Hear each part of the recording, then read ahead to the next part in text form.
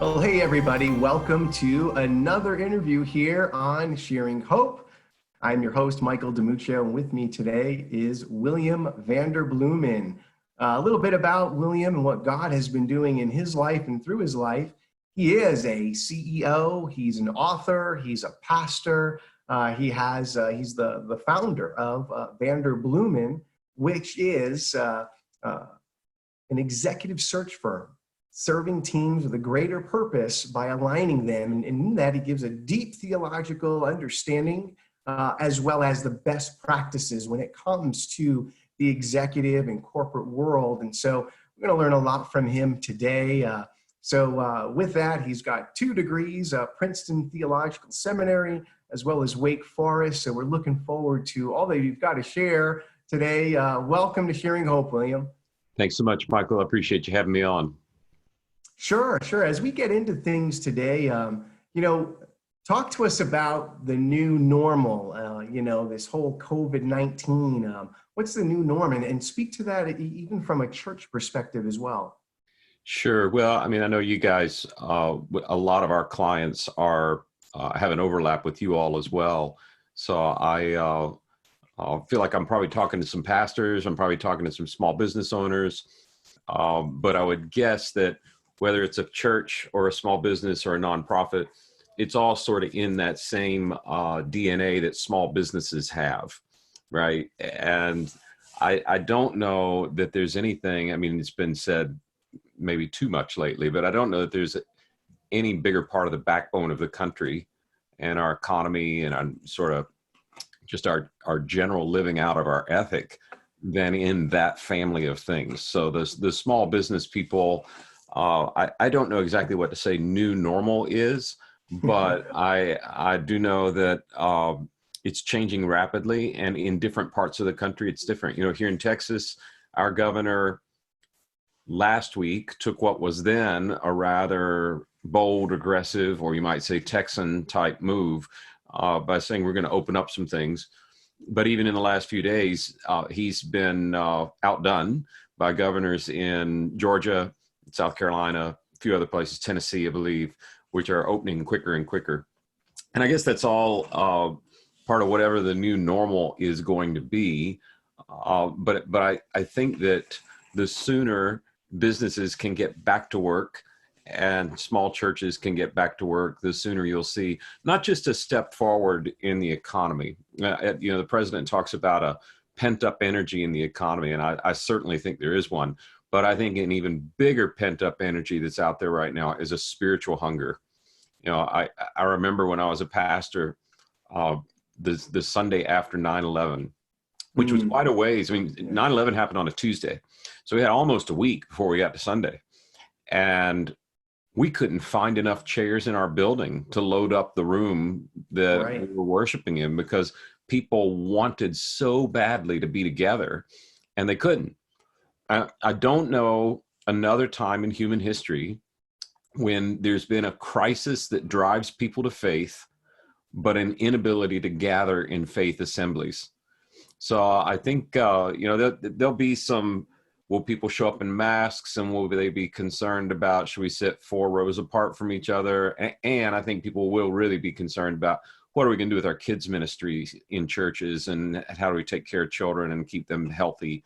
But I think pretty quickly, there are 2 dynamics that I don't think can be undone. One is people really want to be together and worshiping God. If you think, forgive the long answer, but I'm a recovering preacher. But if you think about the scriptures and the creation narrative for both the Jewish faith and the Christian faith, you see a beginning where God creates things and he says they're good.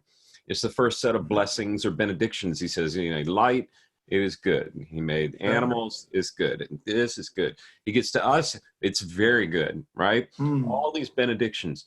The first malediction in scripture, the first curse God issues is he says, it is not good for you all to be alone. Mm. It's like the heartbeat Right. of who we are. So will people be afraid of COVID? Yes. But will they want to get together more? Yes. And then on top of that, if you read the Old Testament long enough, you'll see we're pretty stiff-necked people, and we forget what's dangerous for us really fast. Right. So I think True. combination of wanting to be together and just forgetting the dangers of this disease will probably drive us together pretty quickly. And I see that once we get on the far side of this winter, however long it is, a tremendous surge in churches, church growth, church involvement, where there had been a decline in frequency of attendance. Like instead of going 4 weeks out of a month, people were going 1 or 2. That's going to go back up for a while. And I think churches need to be ready for that. And I think, frankly, it's going to end up in a lot of hiring. So. No, good insight there. You know, I want to kind of point out a phrase you used, you know, taking a step forward, you know, when things clear, you know, what does that look like, you know, but with your expertise, your experience and background, when we think of stepping forward, how can organizations strategically, you know, not just take a step forward, but kind of create a roadmap of this new norm and how to adjust as they move forward?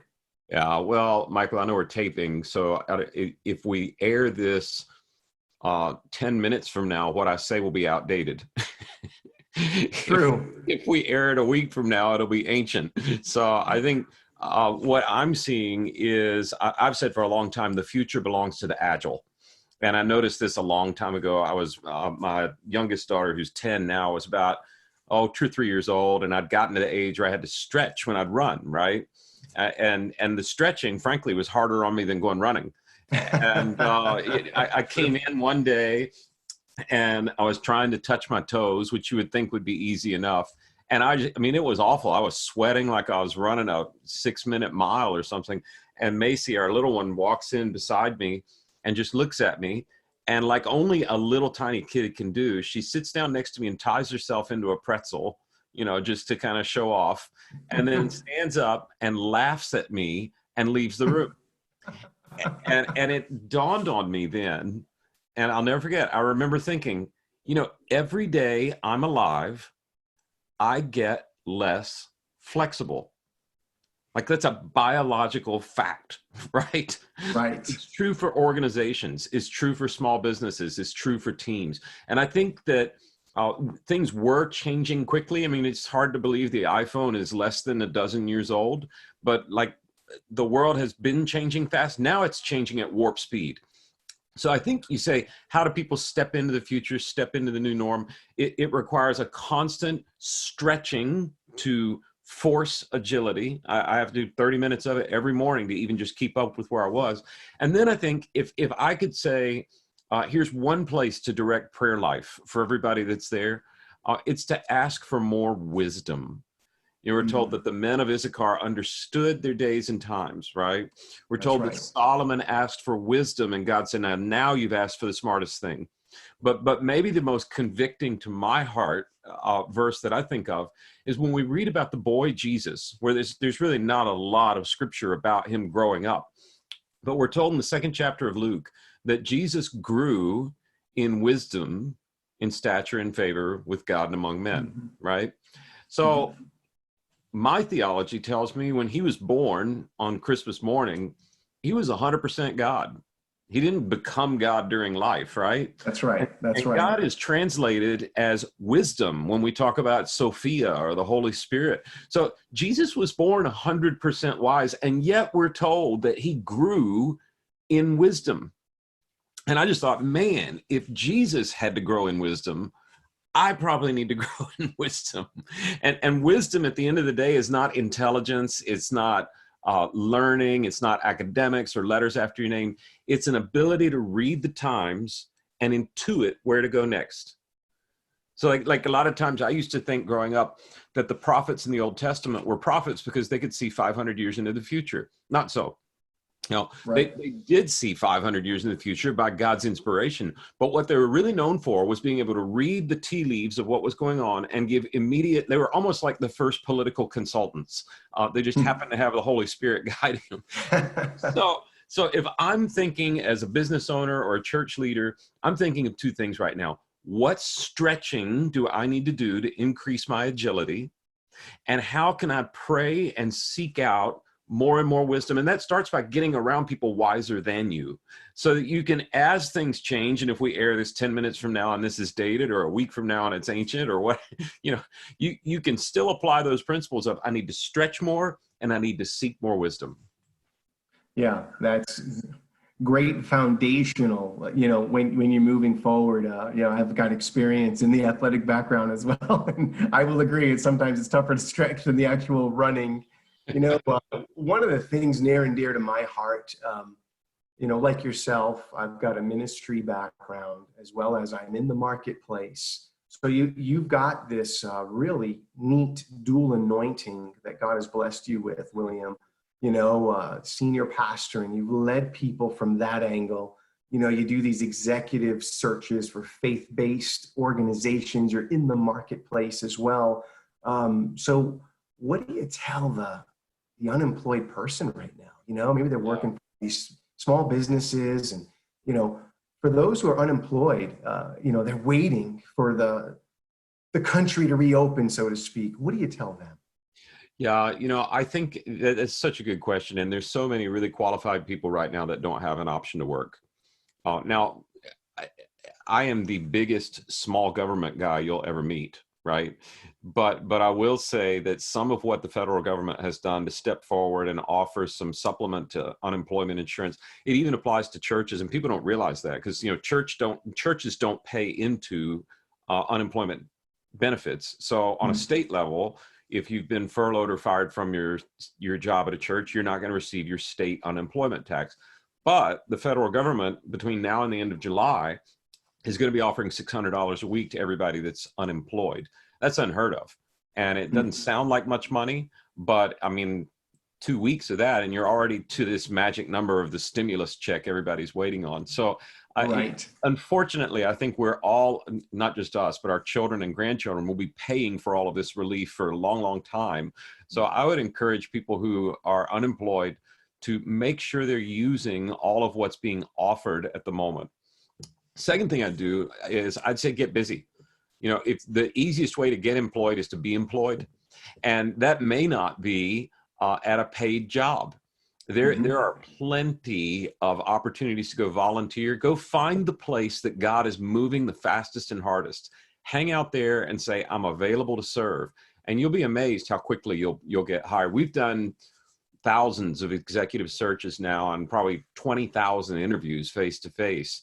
And I'm yet to see someone who really is hungry and has hustle and works on agility that stays unemployed for a very long time. And I know it happens. I'm probably offending somebody that's trying like crazy and they can't get something done.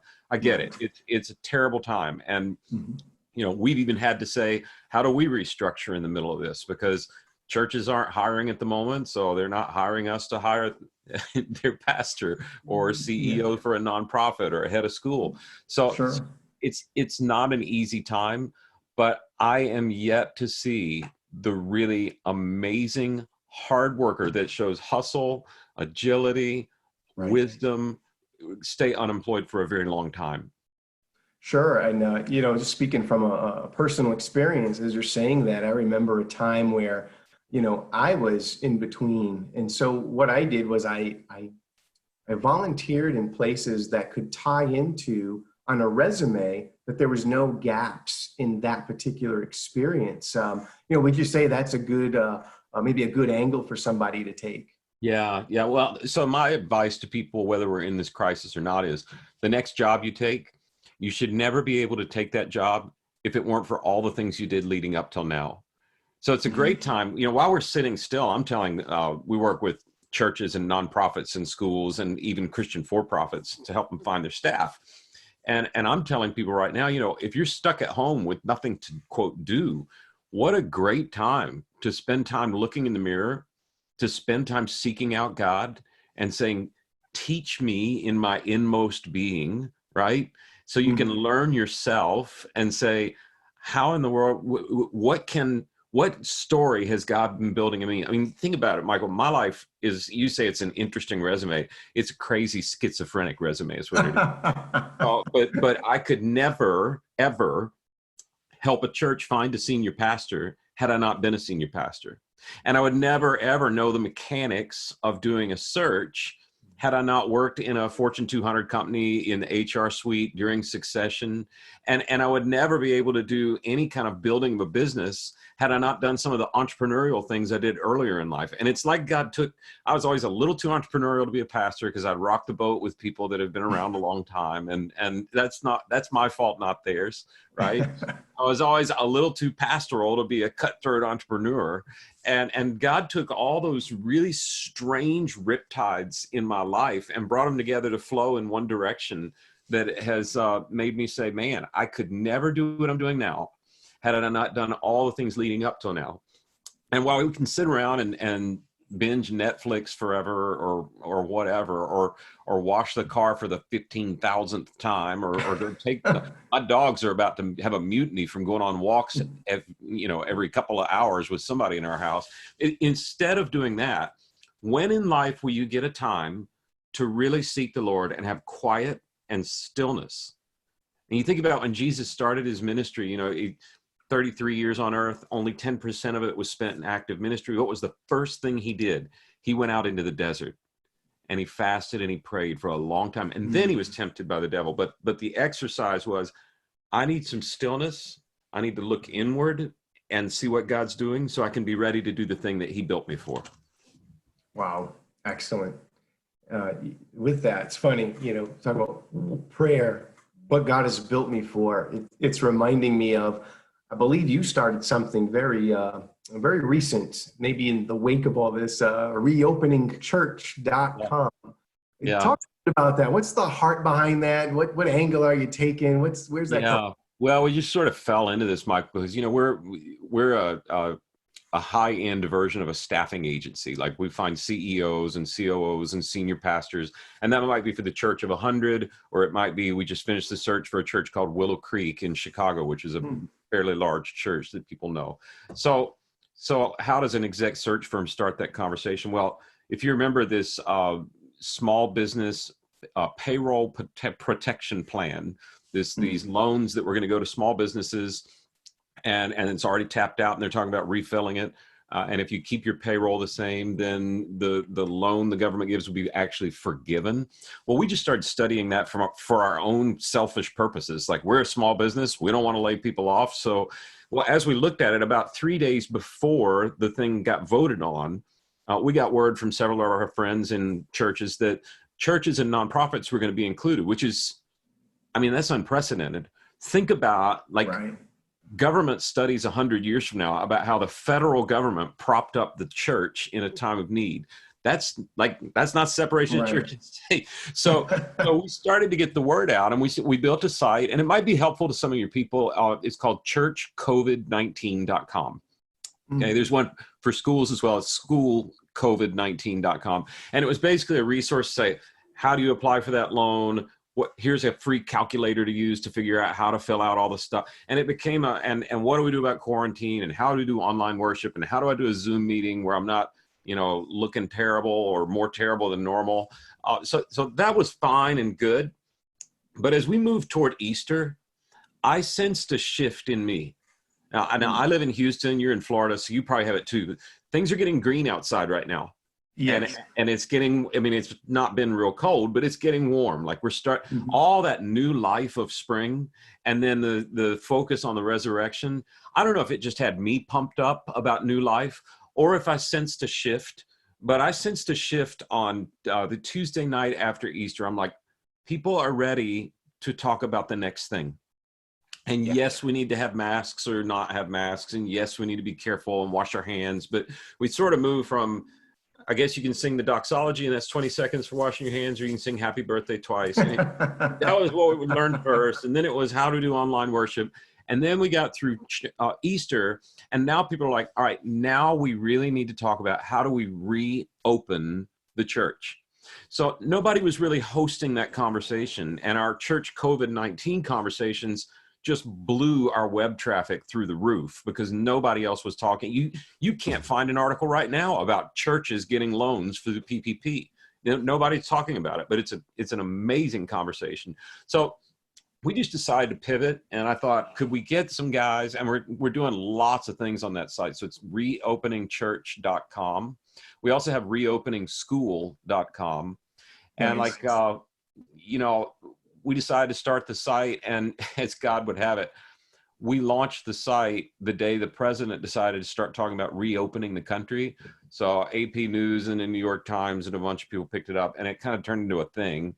So I texted a bunch of friends, Matt Chandler at the Village Church, Eric Geiger out at Mariners Church, which is a huge church, the new pastor at Willow Creek, a wonderful woman that's pastoring in Chicago, about 5 or 6 people that are really hard to get on the phone at once, and said, hey, how about we get together at 1 o'clock and talk? And they all said, great. So we hosted a webinar. I think we broke gotowebinar.com. I think it's just shattered now. Then we decided, and these were people that have very large rooms. Like Willow Creek has a 7,800 seat auditorium. Wow. What are you going to do with that? When is that? That's like a basketball game, Right. So it was an interesting conversation. And then tomorrow we're hosting college presidents, Christian colleges, to say, what are we going to do about the fall semester? Because they have a mess. And they got to think about a whole new kind of faculty they're going to have to hire, because it used to be ivory tower or distance learning, but never both. And now both are going to come to, like freshman English lit, even at small schools, they're probably going to offer that in the dorm rooms and not in a 200-person lecture hall, not for the fall. So it's like, how do we have a bold conversation, but one that's intellectually responsible, that doesn't just say, hey, let's open up and then the virus isn't that bad or whatever, Right. And it's really turned into a cool thing. Next week, we're going to have one just on children's ministry. Like, what are we going to do with the nursery? How does that work? Right. You can't, kids, particularly little boys, crawl all over each other and blow their nose on each other. And it's a mess. So and then I think it's Tuesday, we have a conversation with the normal size church, the 100 to 300 person church that really is the backbone of the country. And I sense that the importance and the centrality of the role of that kind of church is going to go up into the right big time over the next year, because the really large churches are going to have to wait a while before they can get back fully up and running. And so we're talking about, like, how am I going to have to redo my ministry now? If you're preaching at a normal sized church, if you haven't figured it out yet, everyone in your church has learned in the last month that they can Netflix any preaching they want. So the idea that you're going to offer a better sermon than Stephen Furtick or Matt Chandler, ain't going to happen. So what do you do then? Well, that's the kind of conversation we're having, like highly contextualized preaching, highly contextualized relational ministry. And we got some really great guests coming on to share. So I hope people will go to reopeningchurch.com and reopeningschools.com. I think it'd be a good resource for them. Yeah, those are great opportunities and hubs of leaders, information. It's funny, as you're speaking, I'm thinking of like my current context. I'm a bivocational pastor with a local church here in Melbourne. Many of the colleagues that I have at Medi-Share are associate pastors, or they're leading extensions, or they're worship leaders, or they're spiritual leaders, outside of the Medi-Share arena. And what's some practical advice you could give to the everyday man, woman of God that's serving? Well, I'd say, first of all, if you are serving in any kind of spiritual leadership, if that's a deacon at your church or an elder or whatever your governance is, or a bivocational or part-time, you are on the front lines of one of the greatest moments to be alive. I mean, people are going to write, if Jesus doesn't come back soon, and I kind of wonder, the Bible is getting translated into almost every language. Like, we might be close, but without getting too far into that conversation, it is inarguably one of the most amazing times to be in service. And I just want to thank you for being on the front line. So my prayer is for you all. I'm in the cheap seats. I'm just helping, on the sidelines, but you guys are right up front. And I would say if there's a story that's come to mind that's really practical advice, and here's the one sentence version of it: good shepherds smell like sheep. Mm. And the story that goes behind that is a story of, in the ancient Near East, you could shepherd a lot of different ways. Some people led from the back and kind of pushed their sheep along. Other people led from out front, and the best shepherds led from out front, and they'd just walk and the sheep would follow. And you say, well, they just had the obedient sheep. I have a problem child. No, that's not it. The good shepherds, in the morning, early, when the sheep were just starting to wake up, would go bend down and whisper in the ears of all of the sheep individually. Wow. And so when Jesus says, my sheep know my voice and they listen to it, he was being very practical. Like, he spent time with his people. And I think in the middle of a world where you really can Netflix the best preaching in the world, and in the middle of a world where everybody's stuck alone when we weren't made to be alone, maybe the most practical thing people on the front lines could do right now is get a little closer to your sheep. I'm amazed how long people are willing to talk on the phone right now. I'm amazed how willing people are to walk 6 feet apart in the middle of the road together for a mile or two. And I think there's for a long time, we valued church growth, which I value. Big churches make a big difference. But we've valued that so much that we've tried to build excellence in ministry. And God's kind of bringing us back to the center of a man who came here named Jesus, that spent most of his time with a handful of guys, and even within that, a smaller circle of people. So if you don't smell like your sheep, I just encourage you on the front lines, see what you can do, even through social distancing, to get a little closer into people's lives, because there is an open door that has not been open in a long time. That's so good. And, as we anticipate moving forward, I'm locking in that such needed principle. People need to be with the shepherd, and the shepherd needs to be with them and whispering in their ear, so to speak, to use that analogy. As we're thinking of moving forward and reopening our churches, what do you think that's going to look like? How churches gather? Are you anticipating a total new norm, or have you gotten into that with some of your sessions? I think it depends on a number of things, Michael. I don't know that anybody's really addressed it yet. So we did this reopeningchurch.com, and I thought we would get a flood of new ideas from people. And everybody, they hadn't even gotten past thinking about what's happening to the economy. And I live in Texas. We're a little concerned about the price of oil right now. Right. So people really haven't gotten that far. So there's a bunch of dynamics. Like, we started with, well, you can't gather in gatherings of more than 500, and then it was 200, and then 100, and then 50 and 10. Well, a gathering of 200, it's one thing to put 200 in a room that can seat 1,000. It's another to put 200 in a room that can seat 100. So there's going to be some contextualization, and it's a whole lot different for my friends that live in Montana than for my friends that live in New York City. So I think it's going to be really contextual. I do think people will ease back in. I don't, as much as I'd like to think we're going to open the doors and here are the people, the old church and the steeple, but I think it might be a little slower than that. I also think that there's going to have to be tremendous thought given to children and family ministry, until there is full testing, full immunization ability. And that's not going to happen for a while. And we're not going to not meet. So I think it's just that prayer for wisdom to know. And I think if there were a skill I would develop as a church leader, as you think of reopening, is I would get to know the very granular needs of my people in my particular context. And I would build all my preaching and communication around that. It's humid here today. Like, if I'm preaching that before all this, you'd say, don't do that, because then you can't ever use that sermon when you're not in Houston, Texas. Well, that doesn't matter anymore. I think that the localization of the church is gonna force good preaching to be built out of relationship, where people are there. Like I had a friend who couldn't. He even said, "I can't preach myself out of a wet paper bag." And I talked to his people and said, "Why do y'all come to church when he's such a bad preacher?" Doesn't matter. He was here when mom died. He was here when my kid was born. So relationship's going to drive a lot.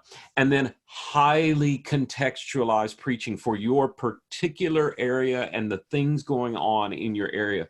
That's really going to win the day. And the good news is, I do think we're going to get to gatherings of 200 pretty soon.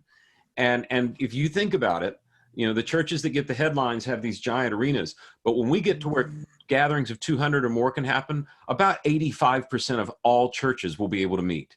So it's, people forget that the normal size church is 100 to 150 people. We serve, that's probably half our business is that size church. And I think they're going to get a shot at meeting sooner than some of the, quote, big names that are out there. Wow, that's insightful. William, thank you for sharing. I'm sure our viewers are getting so much out of this. Is there a, ways you've mentioned a bunch of links as we've talked here and there, but you want to give us some of that direction again of where people can get more of your material? Well, I would go to reopeningchurch.com or reopeningschool.com. Now, the most simple thing you can do is go to Google and just spell Vanderbloemen however you want to. And we do, so why did you name your company after yourself? Well, I didn't want to, but the search engine experts said, William, your last name is so messed up that you can misspell it in Google 100 different ways and it'll still, so just go type Vander, and you'll find lots of things that aren't even COVID related. I think there are probably about 3,000 free resources for running your team that are on vanderbloemen.com. So we'd love to give some of that away to you and hope to put a towel over our arm and serve you as best we can. Fantastic. Very good. I appreciate your heart in sharing and offering those things, for folks, especially in a time like this. We thank you, William, for joining us today and imparting. And we thank you, the audience here, the viewers, those of you seeking. We pray God's blessings on you. I hope this has been resourceful as well as offering hope. And again, William, thank you for sharing hope, and we will see you soon. And thank you again. Thanks, Mike.